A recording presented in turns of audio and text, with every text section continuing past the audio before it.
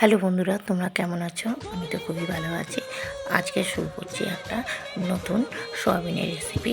সেটা প্রথমে আমি কিছুটা সয়াবিন ভিজিয়ে রাখবো, আর রাখবো হচ্ছে ছোলার ডাল। ভিজিয়ে রাখার পরে তারপরে একে একে দুখানা মিশ্রণ আমি আলাদা আলাদা করে মিক্সিতে পেস্ট করে নেবো। পেস্ট করে নেওয়ার পরে তারপরে কড়াইতে সামান্য তেল দিয়ে একে একে সয়াবিনটা আর ছোলার ডালটা ভালো করে কড়াইতে নাড়াচাড়া করে নেবো।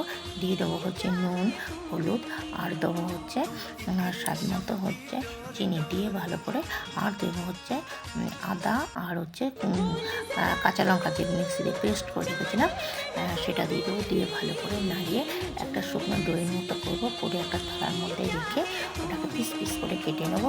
কেটে নেওয়ার পরে তারপরে আমি কড়াইতে তেল দিয়ে দেবো।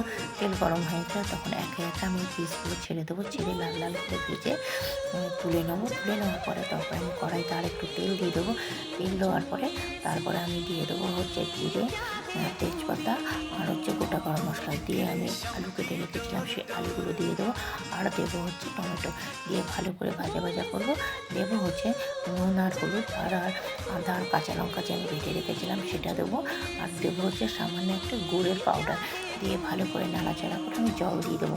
জল দেওয়ার পরে তারপরে যে আমি যে সয়াবিনের যে ভেজে রেখেছিলাম যে জিনিসগুলো সেগুলো আমি একে একে দিয়ে দেবো।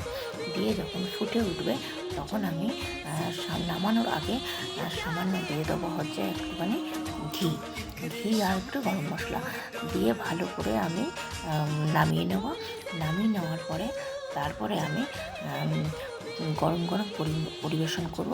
তৈরি হয়ে গেল আমাদের নতুন স্বাদের সয়াবিনের একটা নতুন ইউনিক রেসিপি। তোমরা কিন্তু অবশ্যই কিন্তু বানিয়ে খাবে, আর আমাকে কমেন্টে কিন্তু